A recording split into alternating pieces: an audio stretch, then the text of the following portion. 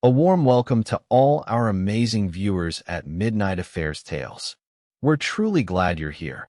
Your presence is what makes these stories worth telling. We'd love to know where in the world you're watching from. Drop it in the comments. Now sit back, relax, and get ready. Let's begin today's journey. Chapter 1. I spent most of my adult life in the shadows, silently removing threats before they reached American soil. A decade in the Navy SEALs teaches you a few things: discipline, patience, and how to eliminate danger with surgical precision. I've dragged brothers out of firefights, stood on foreign rooftops with a sniper rifle aimed at targets most people never even knew existed, and I've been decorated more times than I care to count. But none of that prepared me for the moment I saw my daughter's face.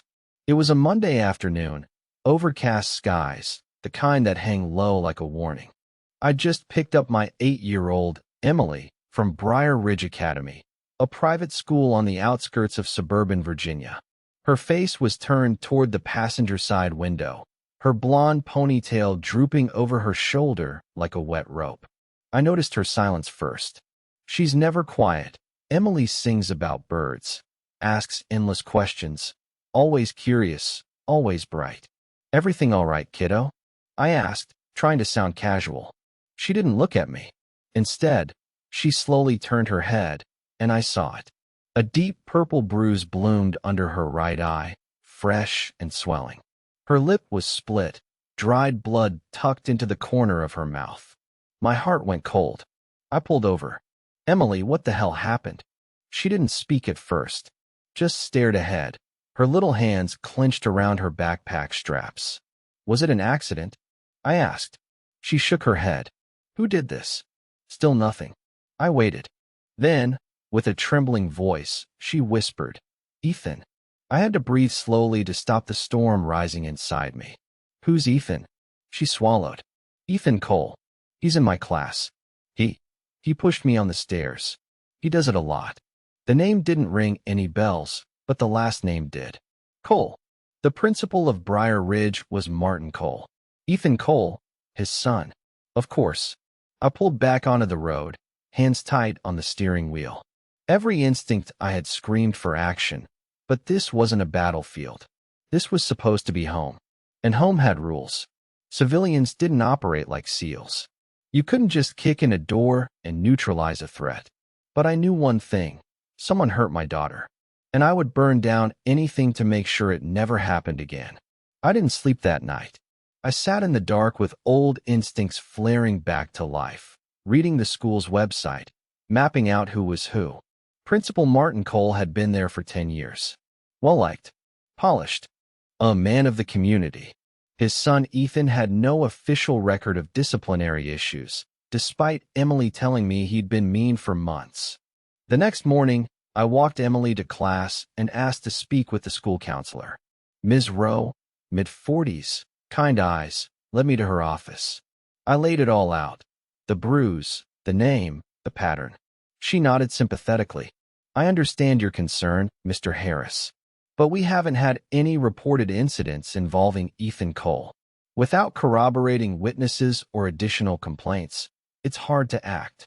I stared at her, jaw tight. "So my daughter's lying?" "I'm not saying that at all, but we do have protocols." "Right," I said quietly. "Protocols." When I stepped into the hallway, Principal Martin Cole was there, immaculately dressed. Fake smile, outstretched hand. "Mr. Harris," he said, "I hear there's been some confusion. Let's get this cleared up." He didn't invite me to his office. He guided me there like he owned the whole damn building. I sat across from him. His desk was spotless, too clean, like his conscience. "I spoke with Ms. Rowe," he began. "And of course, I'm concerned. Ethan is a good boy, but boys can be rough, you know.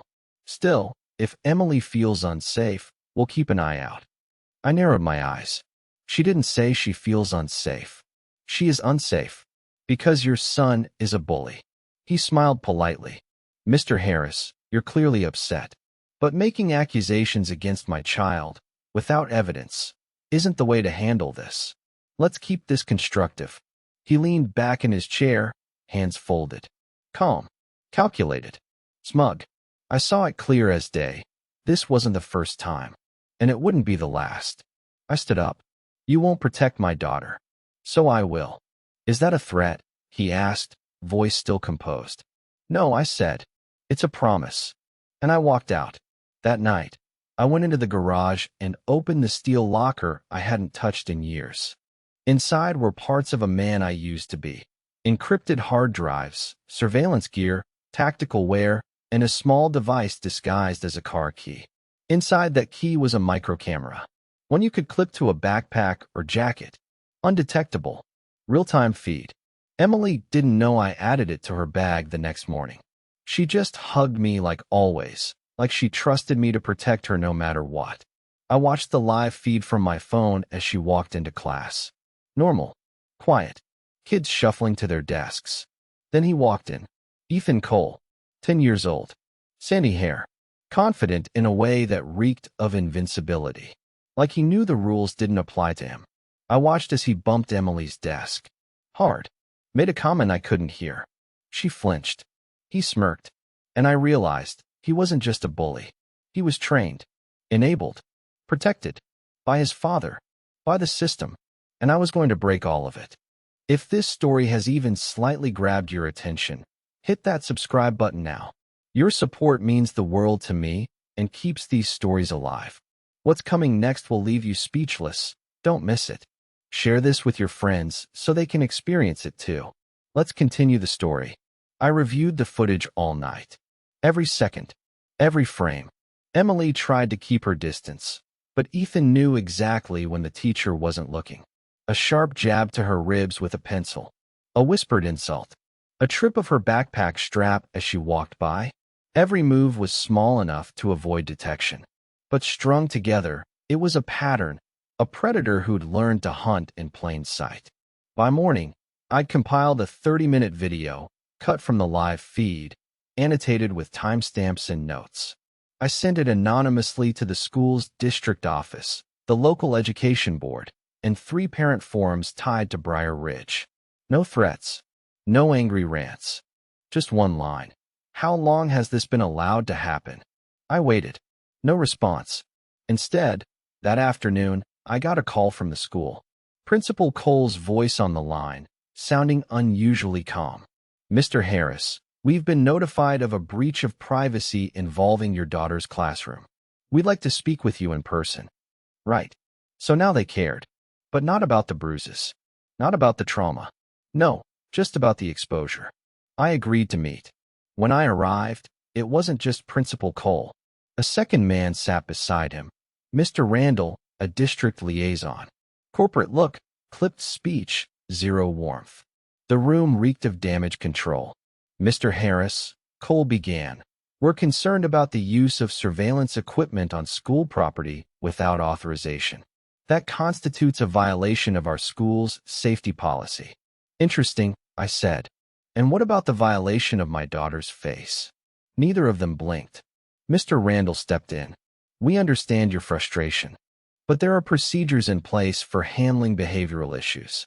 Secretly filming minors opens the school to legal liability. Then maybe you should have handled it before I had to. Principal Cole's jaw tightened. We have no record of sustained bullying from Ethan. He's a top student, well-liked by staff. Perhaps Emily misinterpreted. I leaned forward. You're lucky I'm not pressing charges for child endangerment. And you're real lucky I'm not the kind of man who solves things the way I used to. The room fell silent. Now, I continued, you're going to open a formal investigation. You're going to keep Ethan away from my daughter. And if you try to bury this, I guarantee you'll regret it. Cole's voice dropped low. Are you threatening me again, Mr. Harris? No. I'm warning you. I've seen what happens when men like you hide behind polished smiles while kids suffer. I stood up. This is your chance to do the right thing. I left without waiting for their answer. That night, I watched more footage. Ethan wasn't just picking on Emily. He had a pattern. 2 other kids, Lucy and Marcus. Small, quiet, easy targets. He tormented them too. Same tactics. Isolated moments. Disguised under smiles. He was careful. Precise. This kid wasn't just acting out. He was learning. Practicing. a child becoming a predator under the protection of his father's authority. So I started digging. Cole's reputation was pristine on the surface, but I knew how to read between the lines. I scoured parent forums, teacher reviews, even archived local news. Buried in a 6-year-old article was a story about a substitute teacher who left Briar Ridge unexpectedly. No details, just a line about personal reasons. I traced her name, Anna McKinley, to a private tutoring service in Richmond. I called and asked for a consultation under a fake name. When she met me at a quiet cafe, she didn't recognize me. I let her talk first. I said I was thinking of enrolling my daughter at Briar Ridge and heard there'd been some issues in the past. Her eyes shifted. You have no idea. And then she told me everything. Ethan had acted out even back then. But when Anna tried to report him, document the incidents, Cole made it clear she'd be endangering her position. He started undermining her in staff meetings, questioned her teaching, got other staff to stop backing her up. Eventually, she quit. No paper trail. No case. Nothing. He's protected, she said. Always has been. I asked if she'd be willing to speak on the record. She hesitated, then nodded. If it means he won't hurt any more kids? Yeah, I'll talk. I recorded the conversation, with her permission. I uploaded it to the same parents' forum I'd used before. Paired it with a new caption. Still think this is just a misunderstanding? It spread faster than I expected. That night, I got a message request on a throwaway social account I used for anonymous posts. It was from a parent I didn't know. All it said was, "You're not the only one. Call me." I called. Her name was Megan. Her son, Ryan, had left Briar Ridge 6 months ago after what she called a breakdown. He never said why, just begged her not to make him go back. But when she saw the video clips I posted, she broke down in tears. Ethan was doing the same thing to Ryan. I didn't know what to do. Now I had witnesses. I had evidence. I had a pattern going back years. But the school? Still silent. That silence wasn't incompetence. It was a cover-up. They weren't going to admit guilt. They weren't going to sacrifice their golden boy. And I realized, I couldn't fight this with letters or complaints. I had to make the truth louder than their silence. I built a new page, Justice at Briar Ridge, and started uploading daily videos, testimony, footage, parent stories. Not sensational, not aggressive, just undeniable. And the page exploded. Within 5 days, it had 40,000 followers. Local media started reaching out. Teachers whispered about tension at the school. Emily came home saying kids were whispering Ethan's name like it meant something dark. But then, on Friday morning, as I was watching the live feed from her backpack, something changed. Ethan didn't walk in. Instead, Principal Cole entered the classroom himself. He knelt beside Emily's desk, whispered something. She nodded slowly. I couldn't hear a word, but I watched her expression drain of color. Then she stood up and followed him out of the room. Alone, I bolted for the car. I didn't stop to think. I didn't even grab my coat. I hit the ignition, peeled out of the driveway, and floored it toward Briar Ridge Academy. The live feed from Emily's backpack was still rolling. Choppy, glitchy, but enough to track. They weren't in the classroom anymore. They were moving, hallways, then stairs. She wasn't crying. She wasn't resisting. But I knew that look on her face. That was fear behind control. It was the same look I'd seen in young soldiers ordered into danger they couldn't name. She trusted that I'd come. And I was coming. When I reached the school, I didn't bother with the front desk. I walked past the secretary, through the front office, straight to the corridor where Emily's classroom was. The camera showed her inside Principal Cole's office now. She was seated. He was pacing, talking. Still no audio. But his posture said everything. He wasn't lecturing. He was manipulating. I turned the corner, and there he was, standing just outside his office, arms folded like he'd been waiting. "Mr. Harris," he said with a smile. "Let's not make a scene." I brushed past him. He stepped in front of the door. "You're violating several protocols right now. I'm going to have to ask you to." I got in close. "Move. Now." For a moment, I saw it, the crack in his perfect face. A flicker of something unfamiliar to him. Intimidation. Real, earned, physical intimidation. He moved aside. I opened the door. Emily looked up at me with wide eyes and instantly stood. She ran to me like the weight on her chest had finally cracked open. "You okay?" I asked quietly. She nodded. Cole stepped in behind me. "This is highly inappropriate." I turned around. "What exactly were you discussing with her?" "Without a teacher. Without a parent. Without consent. She was simply helping us clarify some misunderstandings about your behavior." And there it was. The pivot. He wasn't just denying Ethan's actions now. He was turning the focus onto me. Gaslighting. Rewriting the narrative. Emily tightened her grip on my arm. "Do not speak to my daughter without me present again," I said. "If you do, you won't be dealing with a complaint. You'll be dealing with my lawyer." He stared at me. For once, silent. I walked Emily out. But I knew this wasn't over. That night, I got an email. Anonymous sender. No subject line. Just one line of text. "He's done this before. Look into the 2018 disciplinary records." There was a file attached. Encrypted. I ran it through a decryption key I hadn't used in years. What popped up froze me. Redacted school reports. Hidden complaints. Not just from students, from staff. 5 incidents. All brushed off. All involving Ethan. And in each one, a parent or teacher was either removed or silenced. In one document, I saw a name I hadn't heard before. Thomas Ridgely, a former gym teacher. I searched him online. Found a LinkedIn page. Inactive.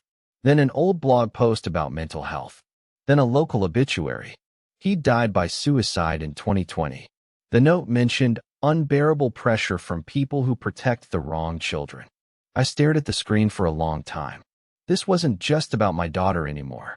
This was a system. A protected predator with a polished father. A school wrapped in silence. And now, a possible body count. I reached out to the journalist who'd emailed me 2 weeks earlier when my footage went semi-viral. Her name was Claire Monroe, and she worked for a local independent outlet. No corporate filters. She'd been circling stories like Briar Ridge for years. People called her dramatic.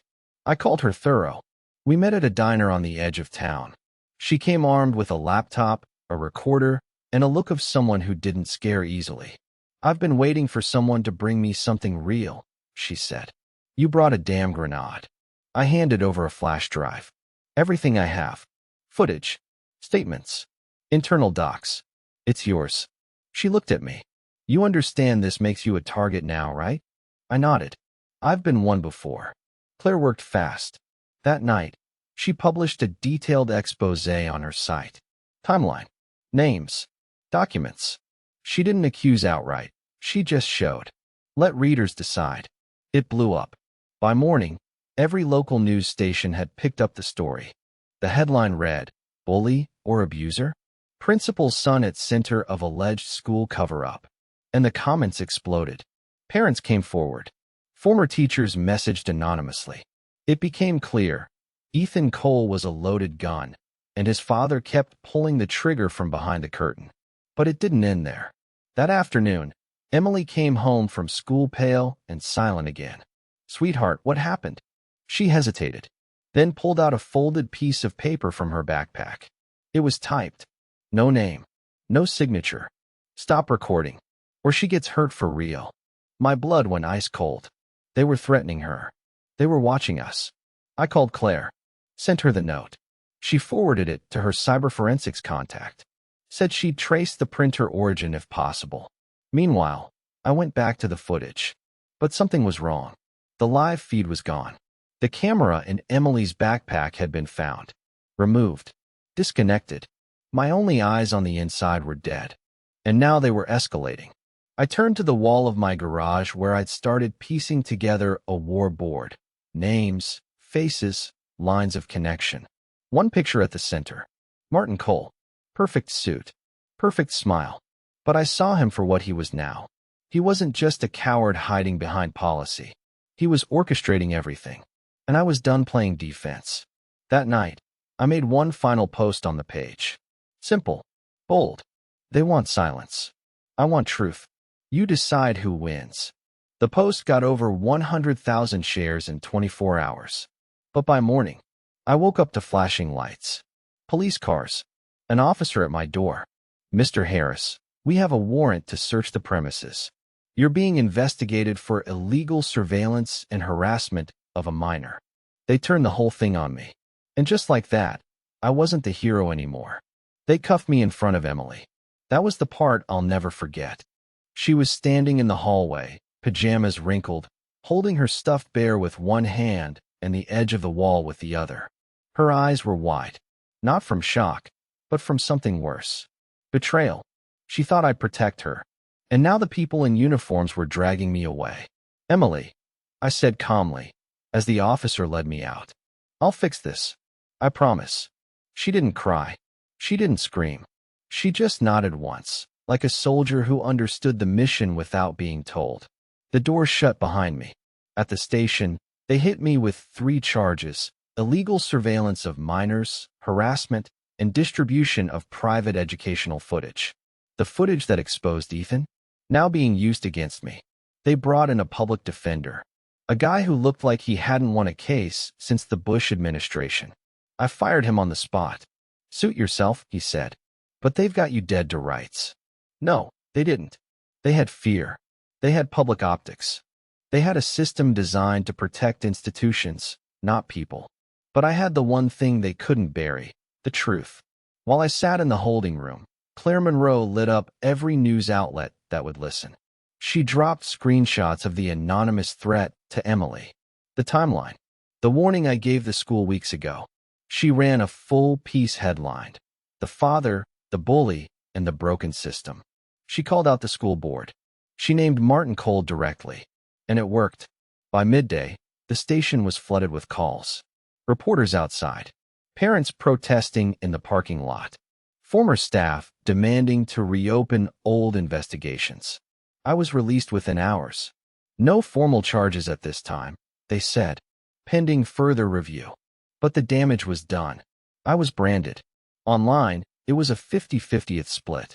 Some said I was a hero. Others claimed I was exploiting the system, going too far. Dangerous vigilante dad, one blogger called me. Didn't matter.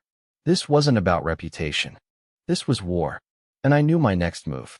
That night, I left Emily with a trusted neighbor, Jessica, a single mom who'd been quietly supporting me since this started. Her son had been in Ethan's class the year before. She knew something had been off. She just hadn't had the proof until now. While Emily was safe, I drove to the edge of town and parked across from the Briar Ridge faculty lot. I waited. 10:17 p.m. Martin Cole's silver Lexus pulled in. Why was he going to the school after hours? I followed on foot, kept my distance. He entered through a side door, one only faculty had keys for. I waited 2 minutes, then followed. My old SEAL instincts kicked in. Light footsteps, controlled breathing, reading shadows like second language. Inside, the building was quiet, empty, but lights were on in the admin wing. I moved closer, staying low near the lockers. At the end of the hall, I saw him. Inside his office. On the phone. Smiling. Pacing. Behind him, on the desk, was something familiar. Emily's backpack. He hadn't just found the camera. He kept it. And then I saw what he did next. He pulled out a small black device, the hidden camera itself, and placed it into a plastic evidence bag. Labeled it. Filed it into a drawer labeled internal, private. He was building his own file. Controlling the narrative. Protecting himself. Again, I stepped back quietly. I didn't need to confront him tonight. Not yet. I had something better. The next morning, I went to Claire's apartment with coffee and a plan. We need to go deeper, I told her. We need someone inside. She raised an eyebrow. Inside where? Briar Ridge. She shook her head. They'll never let you set foot in there again. Not me. Someone who works there. Someone who's been watching. We posted a burner email to the Justice at Briar Ridge page. A call for a whistleblower. 1 day later, we got our reply. A custodian. Name withheld. He'd worked there for 7 years. Knew the layout. Knew the camera system. Knew that certain wings of the school didn't store footage like they were supposed to. He met us in a parking garage after hours. Wore a hoodie, kept his face low. He handed Claire a USB drive. From Cole's office. Internal security logs. You didn't get this from me. Then he vanished. We took the drive home and loaded it. What we found? Chilling. Footage from 3 weeks earlier. Ethan in a hallway with another student. Lucy, the shy girl Emily had mentioned. No adults around. Ethan corners her. Pushes her. Says something we can't hear. Then she falls. Hard. Gets up. Runs. No report. No consequences. Another clip from months ago. Ethan alone in the gym with a substitute teacher. The kid throws a basketball at the man's head. Laughs. The teacher raises his hands. Passive. No reaction. Then Cole walks into the frame. Doesn't scold. Doesn't intervene. He puts a hand on Ethan's shoulder. They walk away together. That footage? Never reported. Never logged into the school's official record. Claire looked at me. This isn't just neglect. This is grooming. For power. For immunity. We now had enough for something bigger. We compiled everything. Videos, interviews, whistleblower files, even the school's own altered disciplinary records, and built one bombshell video. We called it The Protected Predator, What Briar Ridge Doesn't Want You to Know. We scheduled it for 8 p.m. And we waited. When it dropped, the reaction was nuclear. Over 500,000 views in under 6 hours. Parents were furious. Teachers spoke out. The school board was forced to hold an emergency meeting. And that night, Ethan Cole didn't show up to school the next morning. Neither did his father. But this story was far from over. At 10:12 a.m., Claire called me, voice shaking. I just got a tip. You need to hear this in person. I drove over immediately. She handed me her phone. Open message. Anonymous tip. Martin Cole's private residence has a basement. No cameras. That's where he teaches Ethan control. I looked up at her. Control? She nodded. We need to find out what the hell that means. But in my gut, I already knew. The bully wasn't born. He was built. And his father was the engineer. The phrase, that's where he teaches Ethan control, stuck in my brain like a landmine I hadn't stepped on yet. Control. It didn't mean discipline. It didn't mean boundaries. It meant manipulation. Power. Conditioning. I'd seen it before, in war zones and interrogation sites. You can break a child just like you break a prisoner. But this wasn't a battlefield in some forgotten desert. This was a quiet suburban house, owned by a man in a tailored suit who smiled for PDA photos. And now, I had to find out what was in that basement. Claire and I drove to the neighborhood that night. Cole's house sat on the corner of a manicured cul-de-sac in an upper-middle-class neighborhood outside Arlington, Virginia. Brick exterior. 4-car garage. Flag in the yard. The American dream in high gloss. We parked 3 houses down and killed the engine. The plan was simple. Recon only. No entry. No risk. We weren't there to confront. We were there to learn. Cole's lights were on. So was the exterior camera system. 2 on the porch. 1 above the garage. We waited. At 9:47 p.m., the lights went out, one by one. The man followed a routine. Good. That made him predictable. Claire tapped the laptop on her lap, connected to a signal scanner. Wi-Fi active. Same SSID as the school's internal network. Looks like he piggybacked some devices through a private server. Can you breach it? Not tonight. But I can get a packet tracer going and pull metadata within a few days. Do it. I stepped out of the car, pulled my hood low, and walked the block like I was out for a late jog. I cut across a neighbor's yard and approached the side of Cole's house. Blind spot between his garage and fence. Motion light flared. I froze. No movement from inside.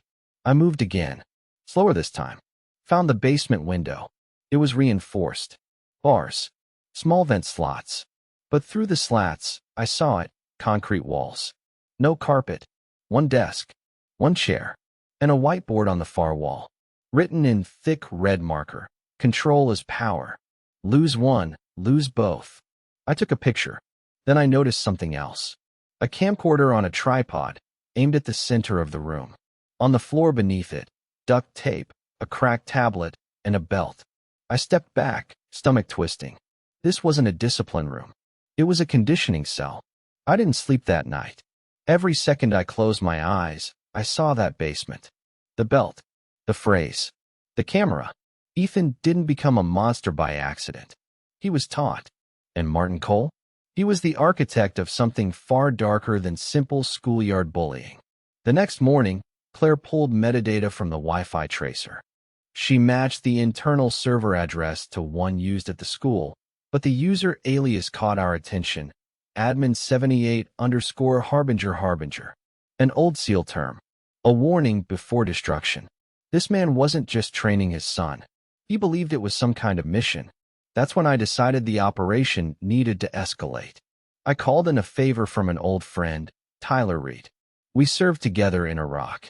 Now he ran private security and owed me his life twice over. No questions asked. I met him at a gun range 2 hours outside the city. Need eyes and ears, I told him. Discreet surveillance on a civilian. You going ghost? Not yet, but I'm close. He nodded. You always were scary calm when it got personal. I handed him a folder. Photos of Cole's house, the basement window, the whiteboard, a USB with the videos. He looked at them, then at me. This guy's worse than a threat. He's a cancer. Exactly. I'll keep eyes on the house. You keep pushing the pressure. Back at home, Emily was quiet again. I sat beside her on the couch. She looked at me. Am I in trouble? No, sweetheart. Why would you think that? Because Mr. Cole said I wasn't safe with you. I felt my heart thud. What else did he say? She paused. He said sometimes dads do bad things because they think they're helping, and that if I ever felt scared around you, I should tell someone. My blood ran cold. He wasn't just threatening me. He was trying to separate us, trying to plant fear in her mind. Classic predator tactics. Cut off the protector so the prey becomes compliant. I held her hand. You're safe with me, Emily. Always. No matter what he says. She nodded, but I saw the uncertainty behind her eyes. That man had gotten into her head, and I was done waiting. Claire's next piece dropped like a hammer. She titled it, Built to Break, Inside the Mind of Martin Cole. It outlined the control techniques, the red room basement, the whiteboard messages. She included stills of the belt, the camcorder, even Ethan's behavioral trail. She didn't accuse abuse outright, but she let the evidence speak. The reaction was immediate. Local authorities were now under public pressure. Activist groups were calling for investigation. The school board suspended Cole pending review. But then something strange happened. The Justice at Briar Ridge page? It went dark. Deleted. All content wiped. Claire's article? Flagged for review. The video exposés? Removed for privacy violations. Someone was scrubbing the internet. They were scared now. And desperate. That's when I got the text. From Tyler. Basement lights just went on. Ethan's inside. Cole too. Movement's aggressive. I replied, recording. He texted back, thermal cam active. Looks like training. Something's not right. They're yelling. I jumped in the car. Claire called mid-drive. I just got a tip. Cole's meeting with a lawyer, civil defense expert. He's planning to sue you for emotional damage to Ethan. Of course. He was shifting the narrative again. Make me the monster. Make himself the victim. Classic sociopath move. But he underestimated two things. I had the truth. And now, I had nothing to lose. I met Tyler 2 blocks from Cole's house. He handed me the thermal footage. We watched it together. Ethan pacing. Cole yelling. At one point, Ethan threw something. Cole struck the desk. Then Cole grabbed Ethan by the wrist and dragged him out of frame. And suddenly, I saw it. Not fear. Hesitation. Not from Cole. From Ethan. The kid was cracking. Tyler looked at me. He's reaching the end. He's not going to hold much longer. That night, I wrote a letter. Not to Martin. To Ethan. I printed it. Folded it. Slipped it into an envelope with a flash drive of everything I knew. Everything I'd seen. Every truth the adults refused to speak. I left it at their doorstep. And I walked away. Because now, the only person who could finish breaking this chain was the one who'd been forged in it. Ethan Cole. I didn't know if Ethan would even open the envelope. I didn't know if a 10-year-old could process that much darkness, see through the mask his father wore, recognize the manipulation, the pain masquerading as love. But I did know this. Sometimes, the most dangerous person in a system is the one it depends on to keep quiet. And Ethan? He was the pressure point. 2 days passed. No news. No movement. Cole's house stayed quiet. No new statements. No reporters. Just silence. Too quiet. Claire called me from her apartment, frustrated. There's stonewalling. The district stalled the investigation. The police haven't followed up on the footage. Our uploads are still blocked. They're waiting for the heat to die down, I said. Or they're building a case. That night, I found myself staring at a blank wall in my garage. All the strings, all the photos, all the connections, they were still there. But now they felt distant. Like I was chasing shadows while the real evil sat comfortably behind blinds and bank accounts. Then my phone buzzed. Blocked number. I let it go to voicemail. Seconds later, the message popped up. I played it. It was a kid's voice. Shaky. Dry. Barely audible. Mr. Harris? It's Ethan. I saw the video. The one you left me. I didn't know. I didn't know it was wrong. What he was doing. But I think I want to talk. I froze. Replayed it. Ethan was breaking. And for the first time, maybe he wanted out. Claire and I set up the meeting in a public park just outside town. Neutral ground. Cameras hidden in a nearby tree. Mics planted. No wires on him. No pressure. We didn't tell the police. Not yet. Ethan showed up alone. Sweatshirt too big for him. Dark circles under his eyes. Hands shaking like he hadn't slept in days. He sat down across from me on the bench. I only have a little while, he said. Where's your dad? At home. He thinks I'm at tutoring. You sure you want to do this? He nodded. And then, slowly, he started talking. He told us everything. The lessons in the basement. The times he was forced to rehearse what to say to teachers, to classmates. How his father made him journal domination strategies. How rewards only came when he controlled the weak. How he had been taught to see emotion as failure. I didn't even know it was bad, he said. I thought that's just what kids do. What dads do. He looked down. But your videos. I saw her face. Emily. I made her cry. I didn't speak. I let him sit in it. He wiped his eyes. I don't want to be like him. I don't. Claire gently asked. Ethan, has your father ever hurt you? He didn't answer, but his hands shook harder. He reached into his pocket, pulled out something small. A flash drive. I copied it from his computer. He keeps stuff hidden. Videos. Notes. Stuff about me. Other kids. Even staff. My heart rate spiked. I looked him in the eye. Ethan, you just changed everything. We drove straight to Claire's apartment. Plugged the drive in. And what we saw? It was worse than we imagined.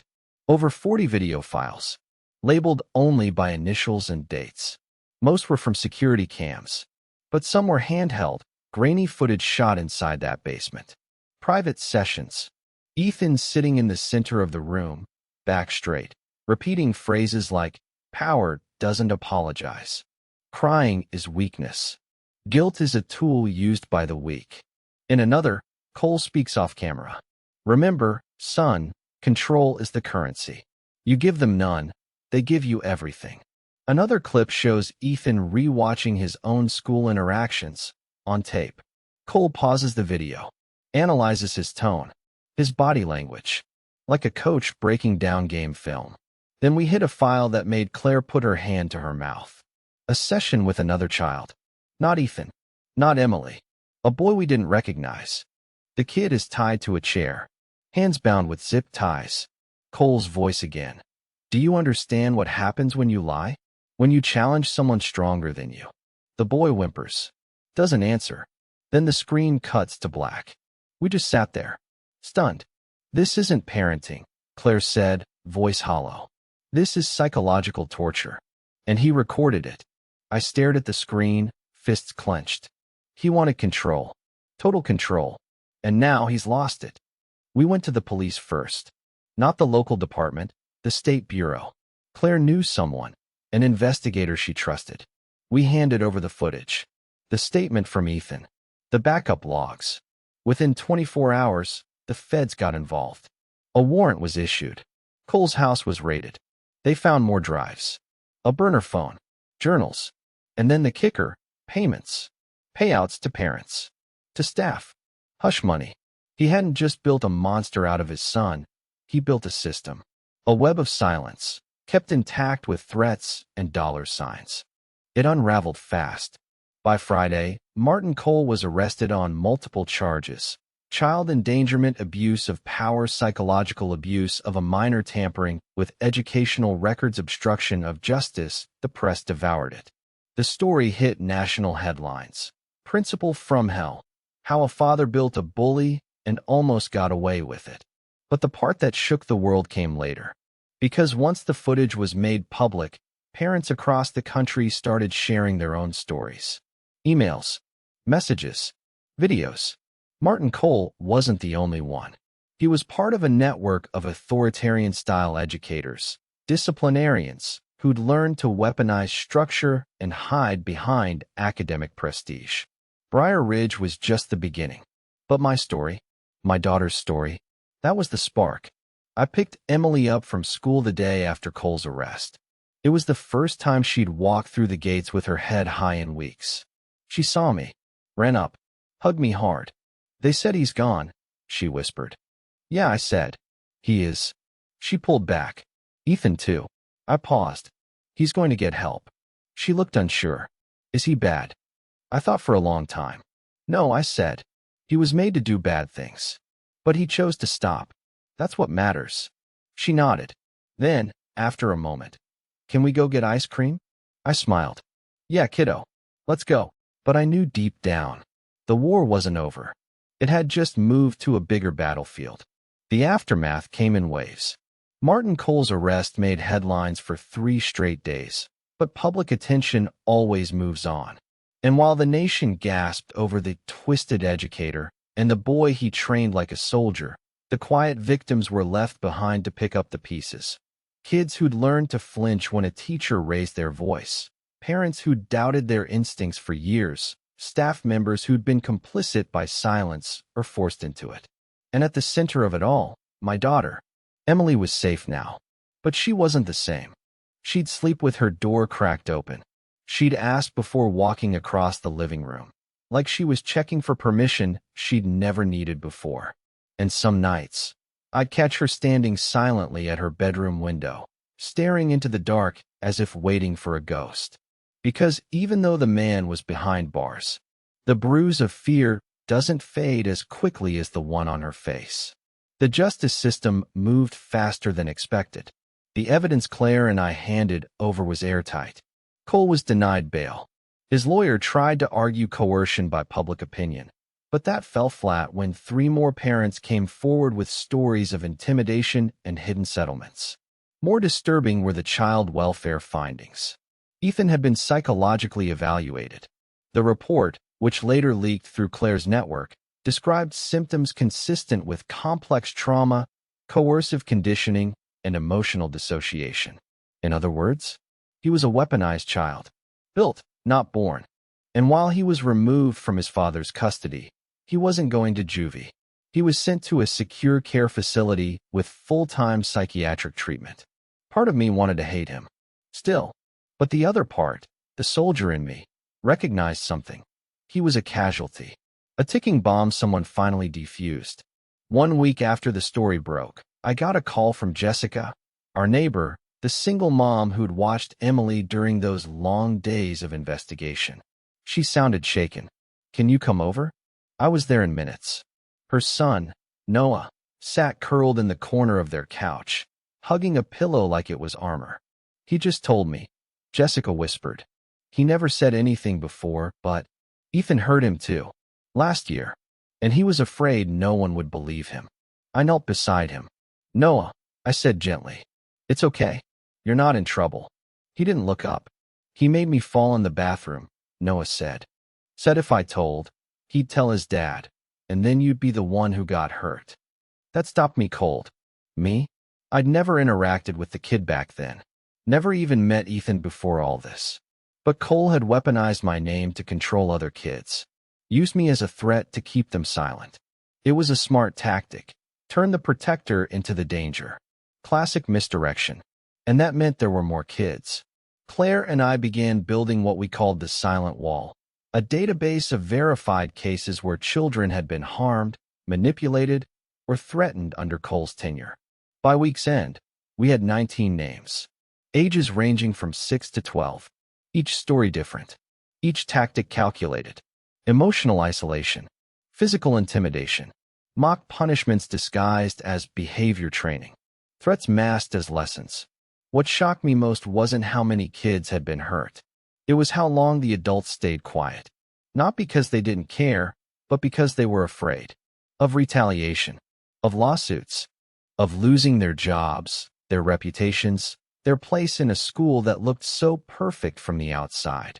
Claire interviewed a former guidance counselor, Ms. Blake, who'd worked at Briar Ridge for only one semester before resigning. I brought it up during a staff meeting, she said. Just mentioned Ethan seemed too polished, too rehearsed, like he was playing a part. Martin laughed, said, "That's called raising a leader." Everyone else just smiled. She left 2 weeks later. No incident report filed. The school board finally issued a statement. Deeply saddened, failed oversight, re-evaluating policy. It was all PR theater. They weren't sorry. They were exposed. The new interim principal, a woman named Helen Carr, reached out to me privately, said she wanted to rebuild trust and reconnect with families. I gave her one condition: no more silence. Publish the full record. Name the failures. Don't spin it. Own it. She agreed. The school released a 45-page transparency document. Redacted, of course. Sanitized. But it was something. A crack in the wall. Then came the moment I wasn't ready for. Emily asked to go back. To Briar Ridge. Are you sure? I asked her. She nodded. I don't want to be afraid of it anymore. I stared at her, heart clenched. My instinct screamed to say no. To homeschool. To keep her under my wing forever. But I looked in her eyes. She didn't want protection. She wanted her power back. So I walked her through those gates one more time. Different administration. Different teachers. Same building. She held my hand a little tighter than usual, but she didn't flinch when we passed the office. Didn't hesitate when we reached her classroom. Just turned, hugged me, and whispered, "We won, right?" I crouched down, kissed her forehead, and said, "We're still winning." Then I watched her walk inside, not as a victim, as a survivor. The Justice at Briar Ridge movement didn't stop. Parents started similar pages in their own towns. Claire got offers from major networks, but turned them down. "This isn't a product," she said. "It's a warning." The Department of Education quietly opened a new investigation, not just into Cole, but into the disciplinary culture that had taken root across high-performing private academies. One quote stuck out from the press briefing: "Compliance isn't character. Obedience isn't morality." It took one girl's bruise to prove that. Late one evening, I sat outside, watching the wind roll through the trees. The air was still. I opened a package that had arrived earlier that day. No return address. Inside, a drawing. Stick figures. A big man holding hands with a small girl. A sunshine. A dog. And 3 words: "Thank you, Emily." On the back. For me. No signature. No need. It was him. Ethan. The boy who'd been the villain. Who now, maybe, had a chance at being something else. Someone else. Because we exposed the man behind the curtain. And sometimes, pulling down the curtain is the only way light gets in. By now, the world had moved on. The news cycle had chewed up Martin Cole's story and spat it out somewhere between a celebrity scandal and a viral TikTok prank. But for the families at Briar Ridge, for the kids with lingering night terrors and quiet stutters, the damage was permanent. And for me, the fire hadn't gone out. It just got quieter, more focused, because this wasn't just about Cole anymore. It was about the system that let him thrive. And I wasn't finished with it. 3 weeks after Emily returned to school, I started getting private messages. Not from local parents. From other states. Canada, the UK, different schools. Same story. A principal who punished problem children for speaking out. A teacher who trained boys to be leaders while quietly humiliating the quiet ones. Secret discipline programs. Kids forced into psychological obedience camps dressed up as summer enrichment. Most of it was rumors. Hearsay. But enough of it rhymed with what I'd seen that I knew it wasn't coincidence. So I did what I'd been trained to do. I built a map. Claire and I created a secure database, the compliance grid. Every report, every thread, every suspicious disciplinary tactic. Anonymous uploads only. Verified through metadata and follow-up interviews. Within a month, we had 37 entries. 10 different schools. For different private school associations. One pattern, control training. The same phrase repeated in different forms. One parent from Toronto shared a recording of a teacher telling her son, "If you control the room, you win the room." That's what future leaders do. Another from Yorkshire reported a respect ritual where top students could publicly critique lower-performing classmates. This wasn't random. This was systemic. So I stopped thinking like a dad and started thinking like an operator. I reconnected with a few old contacts from my SEAL days. Quiet guys, smart guys, off the grid now. One of them, Denton Gray, was an expert in infiltration and internal investigations. The kind of guy who could step into a suit and smile like a consultant while recording everything behind closed doors. I need someone inside, I told him. Someone who can blend into these schools, pose as faculty, catch the real version of what they hide from parents. He laughed. Back to Black Ops, huh? Not black, just gray. He agreed. In exchange, I promised nothing public without his clearance. He went to work. 2 months later, we had our first undercover footage. A private academy in Connecticut. An assistant headmaster giving a presentation to new staff. I believe in shaping strength early. In molding control, we use tactical conversation, visual dominance, and calibrated discomfort to build future leaders. Claire paused the video. Calibrated discomfort? It's a euphemism, I said. Psychological pressure. Slow stress tests. The same way we trained interrogators in basic SEAL programs. Only difference? We did it to adults. They're doing it to kids.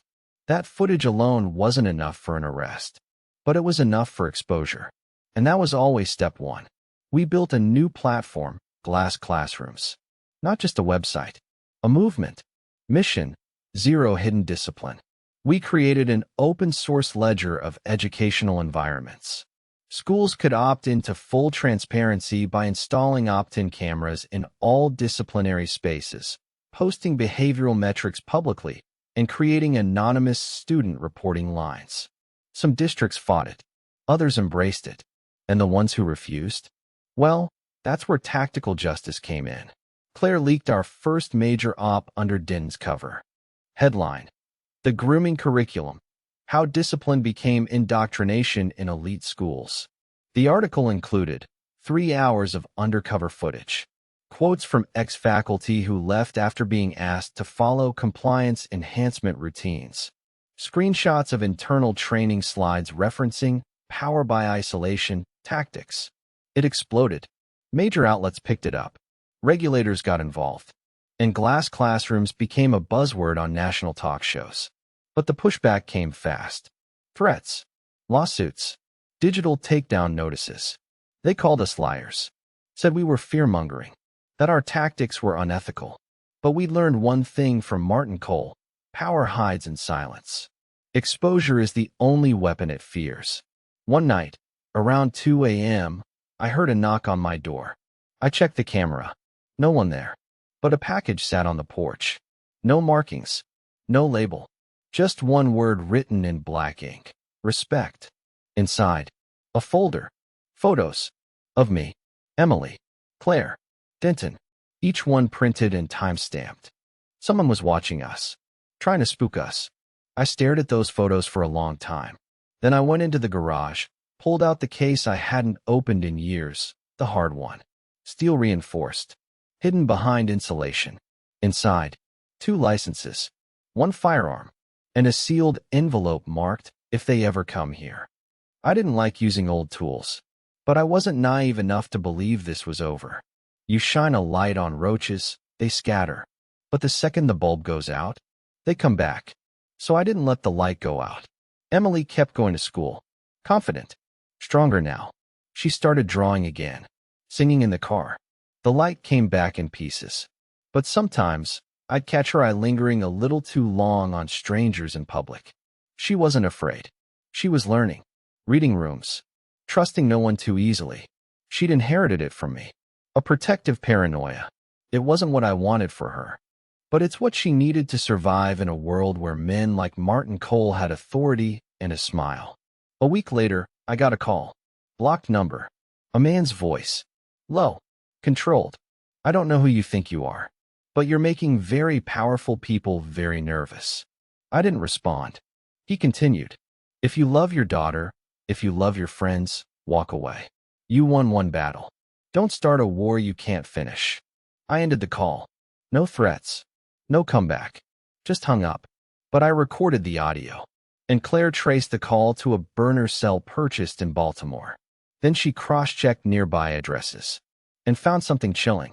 A property owned by Gideon Park, a former superintendent turned education consultant. A man whose name had appeared 5 separate times in our anonymous submission database. And he wasn't hiding anymore. So we changed the mission. The story had started with one father protecting one child. But now, it was about dismantling a whole machine. One predator at a time. The first time I saw Gideon Park, he was shaking hands with the governor of Virginia at a televised education summit. The man wore a 3-piece suit, polished shoes, and a smile that never quite reached his eyes. He stood behind podiums, spoke in sound bites, and called discipline the backbone of greatness. But off camera, he was part of the same rot. Claire and I confirmed it through financial records Denton pulled from open sources.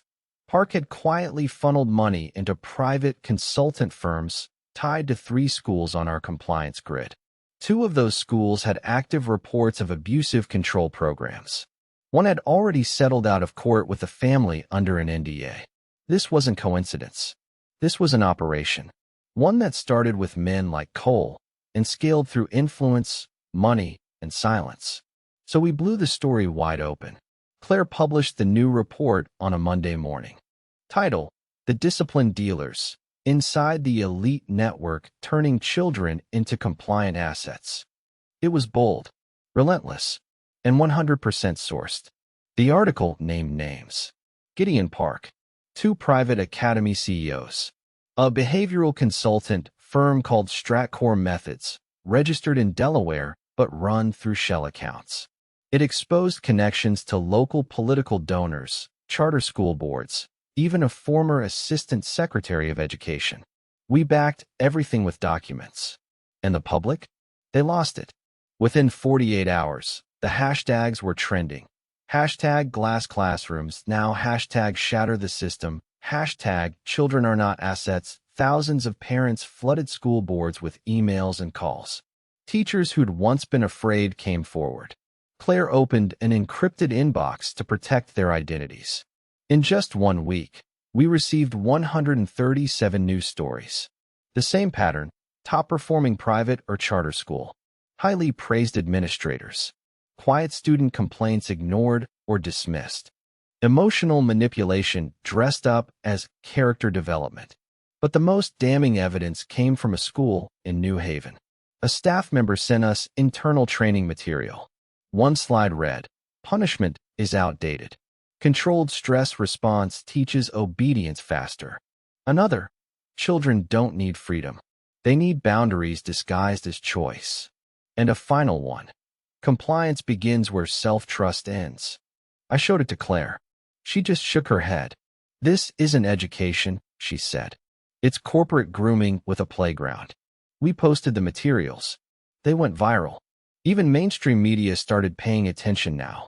Interviews, podcasts, op-eds. People couldn't look away because we weren't talking about monsters anymore. We were talking about their kids, their schools. And suddenly, every parent wondered, What's really going on behind my child's classroom door? But public pressure has a cost, and we were about to pay it. Hard. The attack started digitally. Claire's website was taken down in a DDoS storm that lasted 36 hours. Our servers were swamped. Our accounts locked up. Social media profiles suspended for review. Then came the legal threats. Anonymous firms sent cease and desist letters, vague defamation warnings, and official-looking notices claiming copyright violations. Claire was calm. "We expected this," she said. "They're trying to bury us under paperwork." "They picked the wrong damn target," I said. And they had, because we'd already archived everything, decentralized it. Claire's backup team had built a mirror network of glass classrooms that couldn't be taken down all at once. Each node was run by a different parent, educator, or journalist across the US, Canada, and the UK. The data lived everywhere now. No more central weak points.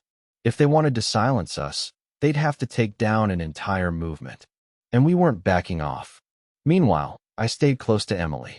She was stronger than ever, but I could see the weight she carried. Her friends now knew everything.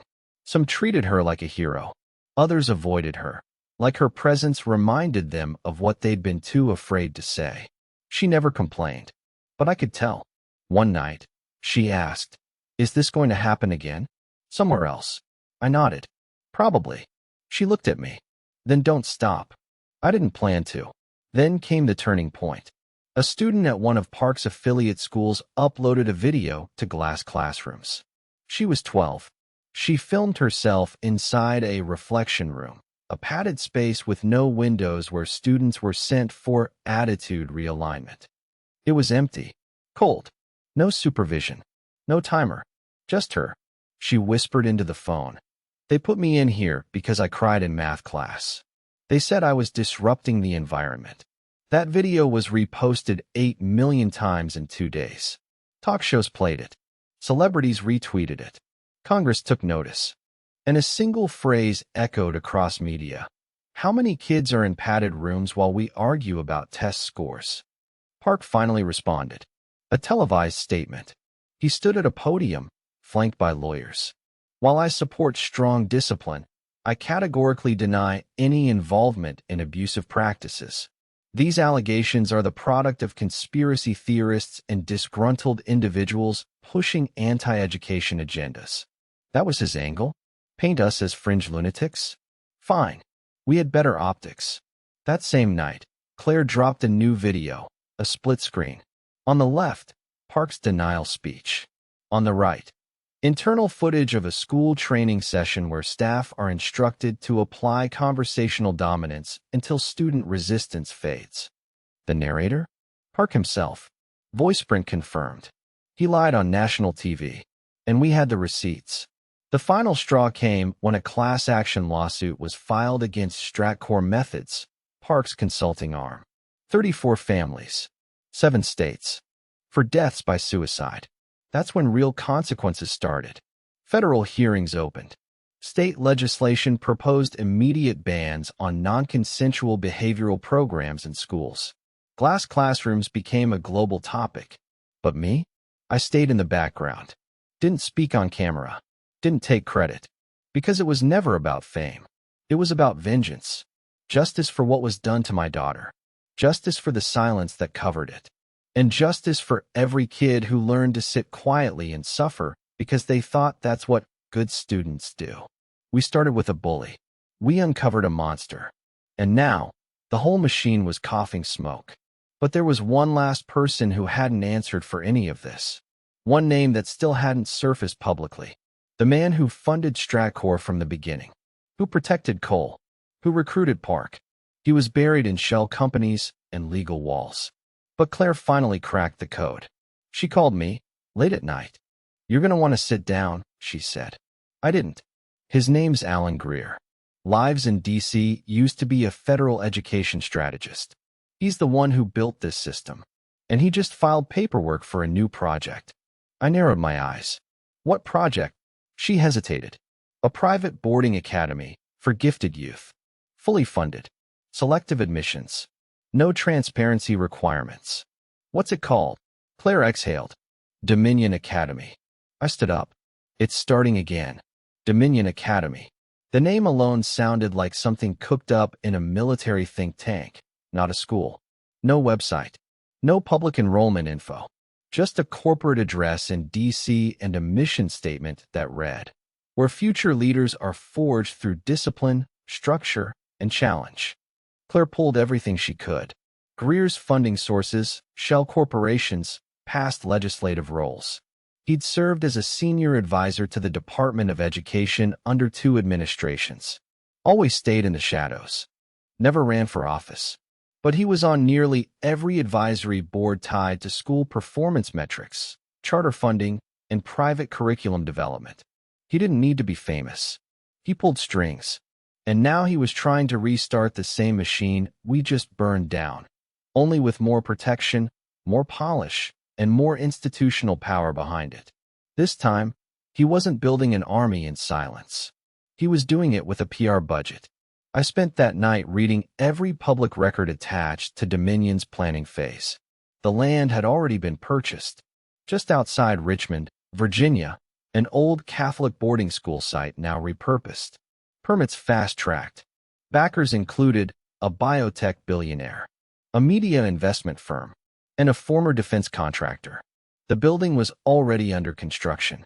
Projected open date, fall semester, 6 months away. 6 months. That was the window. After that, kids would be enrolled. Parents would be charmed. And the same methods we fought to expose would go underground again. Only this time, better protected by elite marketing, political spin, and legal insulation. Claire's voice over the phone was steady, but I could hear the edge. They're not just rebuilding Briar Ridge. They're scaling it, franchising it. We have to stop them before the doors open. She paused. There's a problem. What? They've lawyered up. Preemptively. Their PR team is framing glass classrooms as a rogue activist network that's anti-discipline.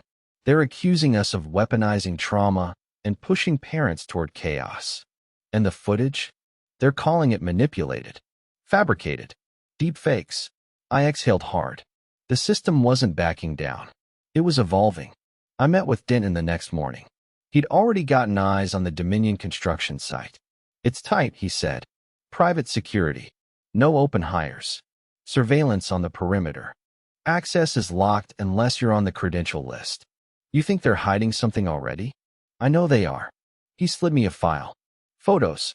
Inside shots from a drone pass he'd flown using a modified DJI, just below radar, disguised as a delivery drone. Inside the main building? Padded rooms. Soundproofing. Observation glass. 2 underground levels. This wasn't a school. It was a behavioral lab. I stared at the images. My jaw clenched. They're building another basement. Then nodded. Only bigger. Claire went public with the findings. Headline, Dominion Academy, a school built on silence. It wasn't just a story, it was a fire alarm. But this time, the public didn't rally. They split. Hard. The comments were different now. You're attacking success. So we shouldn't discipline kids anymore? This is just more anti-elite garbage from jealous nobodies. Greer's team had done their job well. They framed us as anarchists. Turned the conversation from abuse to ideology. And now we were on the defensive. Claire paced her apartment like a soldier staring at a losing map. They're not fighting with facts, she said. They're fighting with identity. Painting us as a threat to structure, not safety. They think we'll back off to avoid looking radical. Yeah, she said. But you're not wired like that, are you? I looked her in the eye. No, we needed a new tactic. So we didn't go after the school. We went after Alan Greer. Claire found out where he was speaking next, a private education summit in London, hosted by the International Council for Modern Learning. Closed doors. Invite only. Elites only. I called in another favor. A tech expert named Sloan, who used to build infiltration systems for government exposés. She had a way with IDs, credentials, and ghosting into rooms you're not supposed to be in. We got fake press badges. 2 weeks later, Claire and I were on a red-eye to Heathrow. The summit was held in an old hotel in Kensington. Gold trim. Soft carpets. Too much champagne. Just enough power to keep everyone smiling tight. Greer was scheduled for day 2. Panel title: Discipline and Innovation, Shaping the Leaders of Tomorrow. I almost laughed when I saw it. We didn't plan to confront him during the panel. That would get us kicked out. Too flashy. We waited. Back hallway. After dinner, Claire tracked his exit route. At 7:42 p.m., he stepped out of a side door, flanked by 2 assistants. I moved in first. He saw me. Didn't flinch. "You're the father," he said. "The seal." I nodded. "I hear you're building another dungeon," I said. He smiled. "I'm building a future." I stepped closer. "Built on threats, manipulation, and psychological abuse." "No," he said calmly. "Built on clarity, on order. Your child was weak. My model makes them unbreakable." Claire's voice behind me was sharp. "Your model breaks them, Alan. That's all it does." He chuckled. "History won't remember your side of this." "You're right," I said. "It'll remember yours. When it collapses under investigation." He paused. "There won't be one. We've already cleared compliance. Every legal angle. Every word in the brochure. You can't stop this." I smiled. "I already did once." We didn't record the conversation. Didn't need to. Claire had already planted a hidden mic on one of Greer's aides earlier that day. His internal conversations, his admissions, were being streamed to a secure cloud server. By the time we landed back in the U.S., we had more than we needed. Plans, budgets, a private internal memo in which Greer described Cole as a necessary prototype with unfortunate PR failure. That line was gold. Claire dropped the final expose at midnight. Title: Dominion, the blueprint of a psychological prison. This one wasn't cautious. It didn't play nice. It named names, showed maps, quoted Greer in his own voice. The footage showed padded rooms, excerpts from training materials, financial ties to lobbyists. Then it cut to footage of Emily, smiling, free, and Claire's voice over it all. She survived the prototype. Your child might not. The video hit 10 million views in 36 hours. And the community finally erupted. Petitions, investigations, DC protests, whistleblowers, even lawmakers. Dominion's funding was frozen. Construction halted. The board forced Greer to step down, pending inquiry. And just like that, the machine cracked again. I sat on my porch that night with Emily. Quiet evening. Stars out. She leaned on my arm. "Is it over?" I looked out across the yard. "Not yet, but it's close." And she smiled. Because she believed me. And this time, she was right. The fall of Dominion Academy wasn't the end. It was the fuse burning toward a final explosion. Alan Greer had stepped down, yes. Publicly disgraced? Not quite. Behind closed doors, his allies were still working overtime, rebranding the curriculum, reassigning staff, and shuffling funds into educational resilience initiatives. Same model, new face. They weren't dismantling the machine. They were repainting it. And I knew what that meant. It was time to end it. Not with press. Not with public outrage.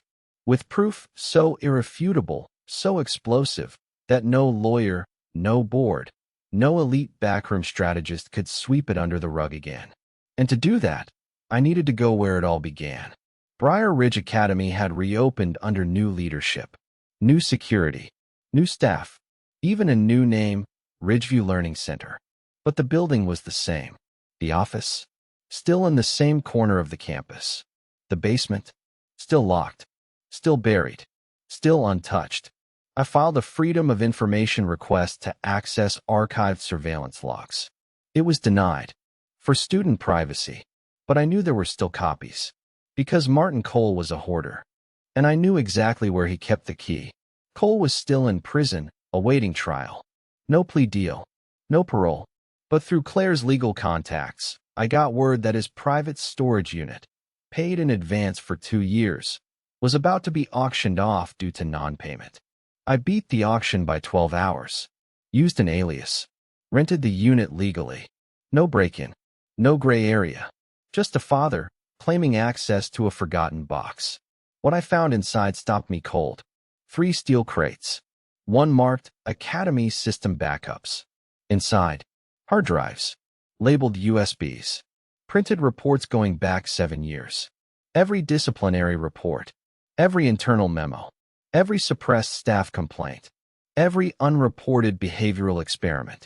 And at the bottom of one crate, a black notebook labeled Dominion, Draft 0. Inside, I saw the truth. Dominion wasn't a new idea. It was Martin Cole's dream. Greer didn't build it. He just scaled it. Cole had spent years documenting his successes at Briar Ridge. His data, his tactics. He believed his methods could become the model for modern education. A blueprint for obedience through structure. He wasn't just a predator. He saw himself as a pioneer. And Greer? He saw a business opportunity. Claire digitized everything, cross-referenced each document with our earlier evidence. She found 2 files that changed the entire trajectory. One was a contract between Cole and Stratcore Methods, signed under the table. It proved Greer had backed Cole before Dominion Academy was even formed. The second was worse. A video, one we'd never seen before, dated 3 years earlier. A session between Cole and a student. The boy was maybe 11, sitting in the basement, eyes red, breathing shallow. Cole's voice, calm, instructive. If you show weakness again, we'll go to phase 2. Do you understand? The boy nodded. Cole, and if your parents ask questions? I'll say I fell in gym class. Good. Control starts with narrative. Claire closed her laptop. Her hands shook. This is the Rosetta Stone. The model. The whole system in miniature. And now it's in our hands, I said. We built the file package over 72 hours. Claire called it Project Echelon. 1 zip folder. 1 PDF. 1 link. Everything sourced, time-stamped, cross-referenced, watermarked with blockchain stamps to prove authenticity. We made a list of who would receive it. Major media outlets. 3 government oversight committees. 2 federal prosecutors. The Department of Education.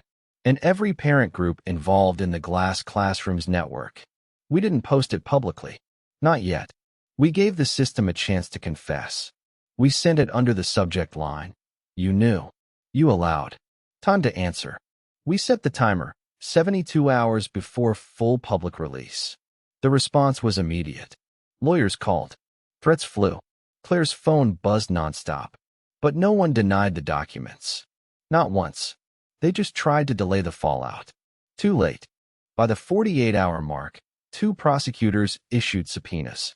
By hour 60, a congressional subcommittee opened a hearing on institutional psychological abuse in education.